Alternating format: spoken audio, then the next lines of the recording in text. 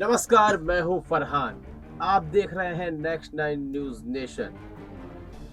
आप सभी का स्वागत है हमारे इस खास कार्यक्रम सत्ता में। इस कार्यक्रम के माध्यम से आज हम जानने की कोशिश करेंगे कि जिस प्रकार की सियासी हलचल, सियासी खलबली महाराष्ट्र में मची हुई है, आखिर इसमें दोषी कौन है।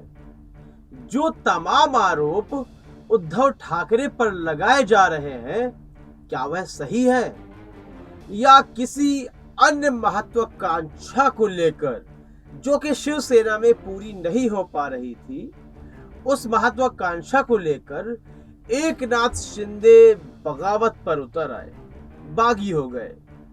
अकेले ही नहीं बल्कि शिवसेना के 40 विधायकों को बागी कर दिया और 10 अन्य निर्दलीय थे जो विधायक, उन्हें भी अपने गुट में ले गए।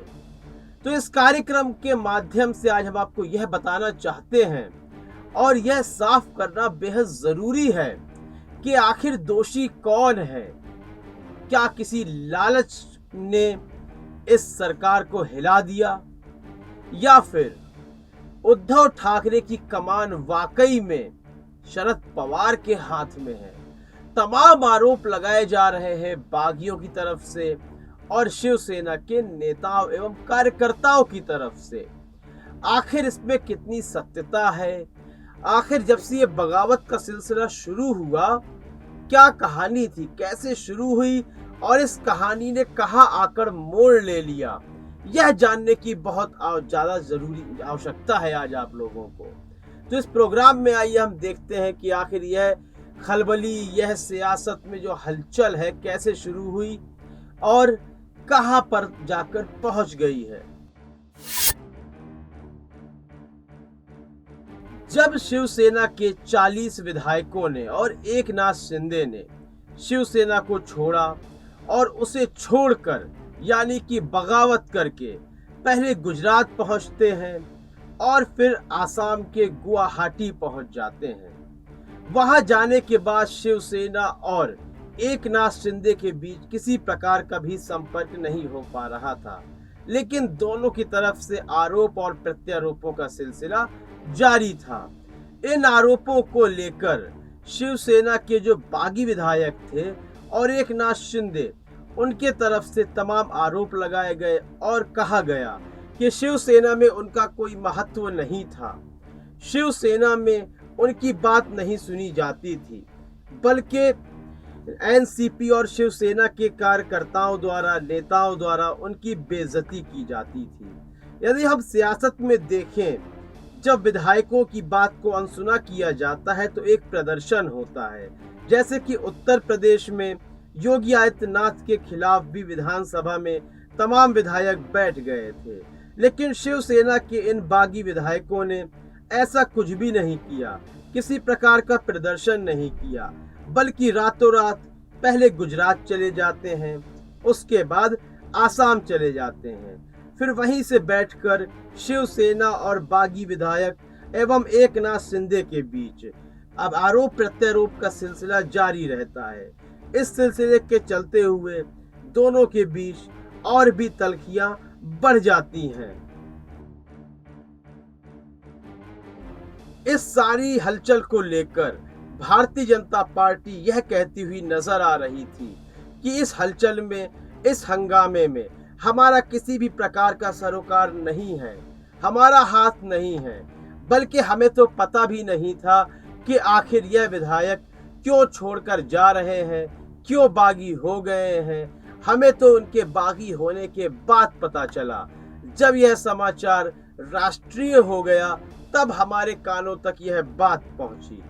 लेकिन भारतीय जनता पार्टी की इस बात को ध्यान में रखते हुए यदि हम एक दृश्य पर नजर डालते हैं तो फिर परिदृश्य ही बदल जाता है, सारा मुद्दा ही बदल जाता है।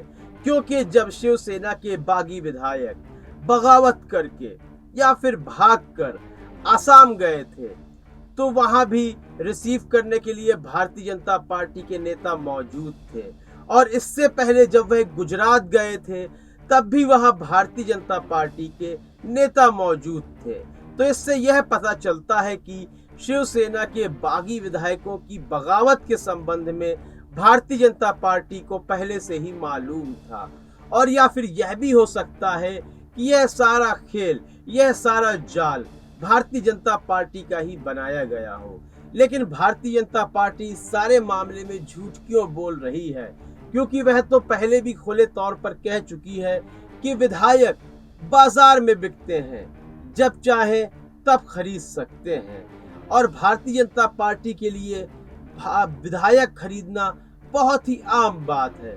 तो इस मुद्दे पर झूठ आखिर क्यों बोल रही है? एकनाथ शिंदे की यदि कोई महत्वाकांक्षा थी या फिर उन्हें यह लग रहा था कि शिवसेना में उनका सम्मान नहीं है, यदि वह अपनी किसी बात को रखना चाहते हैं तो उनकी बात सुनी नहीं जाती, यदि वह मुख्यमंत्री उद्धव ठाकरे से मिलना चाहते हैं तो उन्हें मिलने नहीं दिया जाता, घंटों इंतजार करवाया जाता है। यही समस्या तमाम बागी विधायकों की भी थी कि उन्हें बहुत देर तक इंतजार करवाया जाता है, उसके बावजूद उद्धव ठाकरे मुलाकात करने नहीं आते हैं। इस समस्या को दूर करने के लिए उद्धव ठाकरे ने निवारण भी किया। उद्धव ठाकरे ने कहा कि यदि एकनाथ शिंदे वापस आ जाते हैं तो हम उन्हें मुख्यमंत्री पद सौंप देंगे और वह कौन सा पद चाहते हैं हम उन्हें वह पद भी प्राप्त करवा देंगे, लेकिन उनका वापस आ जाना हमारे लिए महत्वपूर्ण है।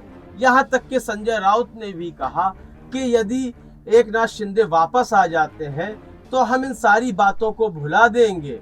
एकनाथ शिंदे मेरे भाई हैं, हम इस बात को भूलकर सरकार को आगे चलाएंगे। लेकिन एकनाथ शिंदे की महत्वाकांक्षा शायद मुख्यमंत्री बनना नहीं था। एकनाथ शिंदे को शायद यह शिकायत नहीं थी कि पार्टी में उनकी बात नहीं सुनी जाती, उन्हें प्राथमिकता नहीं दी जाती। तो आखिर वह यह झूठ क्यों बोल रहे थे? जब उनकी सारी महत्वाकांक्षाएं पूरी की जा रही थीं, तो यह झूठ बोलने का आखिर कारण क्या था? इसका मतलब यहाँ सरकार गिराना ही एकनाथ शिंदे का अहम मकसद बन गया था, जो कि बिल्कुल एक बिछाया हुआ जाल लगता है, योजनाबद्ध तरीके से किया हुआ काम लगता है। इसलिए एकनाथ शिंदे की इन बातों को नजरअंदाज करना ही बेहतर होगा, क्योंकि पार्टी में सम्मान को लेकर जो वह बात कर रहे थे वह बात तो झूठ निकली। एकनाथ शिंदे मौजूदा समय में जो बातें कहते नजर आ रहे हैं उससे साफ यह स्पष्ट हो जाता है कि वह पहले झूठ बोल रहे थे। एकनाथ शिंदे ने साफ साफ कहा कि उद्धव ठाकरे की जो कमान है, लगाम है, वह शरद पवार के हाथ में है। वह सारे फैसले शरद पवार के सुनते हैं, अपने पास से कोई भी फैसला नहीं लेते हैं। और इतना ही नहीं, उन्होंने कांग्रेस और एनसीपी हिंदू विरोधी पार्टियों के साथ गठबंधन किया है, जो कि बिल्कुल बर्दाश्त करने योग्य नहीं है। हाँ, मैं शिव सैनिक हूँ, लेकिन मैं बाला साहेब ठाकरे का शिव सैनिक हूँ, मैं उद्धव ठाकरे का शिव सैनिक नहीं हूँ। और यह वह शिवसेना है भी नहीं जिसका निर्माण बाला साहेब ठाकरे ने किया था। वह शिवसेना तो हिंदू हृदय सम्राट थी, लेकिन आज की जो शिवसेना है वह हिंदू हृदय सम्राट नहीं, बल्कि हिंदुत्व के विरोधियों के साथ गठबंधन करना जानती है, गठबंधन करना चाहती है। तो कहीं ना कहीं मालूम पड़ता है कि एकनाथ शिंदे हिंदू राष्ट्र के ज्वर से पीड़ित हैं, जिससे पूरा हिंदुस्तान लगभग पीड़ित है। जिस तरह हिंदू राष्ट्र की बात चल रही है कि हिंदू राष्ट्र होना चाहिए, तो कहीं ना कहीं वही हिंदुत्व की भावना एकनाथ शिंदे के भी हृदय में है और इसी बात से लेकर वह खफा हैं। तो यहाँ साफ हो जाता है कि शरद पवार से वह खफा हैं, कांग्रेस से वह खफा हैं। वह चाहते हैं कि उद्धव ठाकरे स्वयं फैसला लें, बाला साहेब ठाकरे की तरह फैसला लें, हिंदू हृदय सम्राट बनकर फैसला लें। शायद यही उनकी नाराजगी का अहम कारण है। महाराष्ट्र में कल फ्लोर टेस्ट होना है और फ्लोर टेस्ट होने के बाद एक सच्चाई तो सामने आ जाएगी।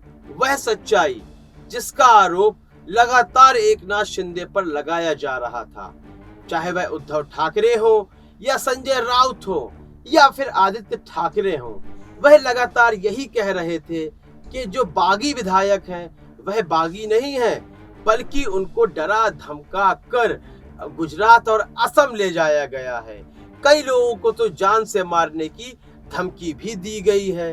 तो इस धमकी के चलते वह विधायक महाराष्ट्र में शिवसेना के साथ बगावत करके एकनाथ शिंदे के साथ चले गए हैं। तो इस फ्लोर टेस्ट के बाद बिल्कुल साफ हो जाएगा कि आखिर वह विधायक बागी थे या फिर वाकई में उन्हें डराया धमकाया गया है। जिस तरह कहा जा रहा था कि विधायकों को डराया धमकाया गया है, जब संजय राउत पर ईडी का नोटिस आता है तो इसके बाद साफ हो जाता है कि कहीं ना कहीं तमाम विधायकों को भी ईडी का नोटिस आया होगा। इसी ईडी के नोटिस के डरते हुए या फिर उसकी ईडी के नोटिस की धमकी के कारण वह बागी बनने पर मजबूर हुए हैं। लेकिन फ्लोर टेस्ट के बाद यह सब घटनाएं सामने आ जाएंगी। तो महाराष्ट्र की सियासत को लेकर यह जो पॉइंट्स थे, इन पर ध्यान देने की आवश्यकता है। क्या वाकई में शिवसेना दोषी है या एकनाथ शिंदे दोषी हैं, या फिर केवल यह मात्र विचारधारा की लड़ाई है, हिंदुत्व की लड़ाई है। इस लड़ाई में अपने सम्मान को लेकर या फिर अपनी बातों को आगे करवाना, अपने आप को महत्वपूर्ण समझना बिल्कुल शामिल नहीं है। जिस प्रकार के आरोप लगाए जा रहे थे उद्धव ठाकरे पर, शिवसेना पर, आखिर में एकनाथ शिंदे के मुंह से यह बात निकल आती है कि यह वह हिंदुत्व नहीं है। आप तो हिंदुत्व के विरोधियों के साथ हाथ मिलाए हुए हैं, गठबंधन किए हुए हैं। तो यहाँ कहीं ना कहीं एक बात तो साफ हो गई कि शिवसेना में चाहे वह बागी विधायक हो या एकनाथ शिंदे हो, इन्हें महत्व दिया जा रहा था। लेकिन इनकी नाराजगी सिर्फ इतनी थी कि आखिर कांग्रेस और एनसीपी के साथ गठबंधन क्यों? हिजाब, लाउड स्पीकर के मामले में मुसलमानों के समर्थन में क्यों खड़े हैं आप? वही कट्टर हिंदुत्व लाइए जो भारतीय जनता पार्टी का है, जो बाल ठाकरे का था। उसी हिंदुत्व की बात हो रही है जिसको लेकर आज विरोध है, और यह विरोध फ्लोर टेस्ट तक पहुंच गया है। और फ्लोर टेस्ट में सब कुछ तय हो जाएगा। तो कल फ्लोर टेस्ट के बाद भी हम आपके सामने जरूर पेश होंगे और आगे की बातें करेंगे। तब तक के लिए इजाजत दीजिए। धन्यवाद।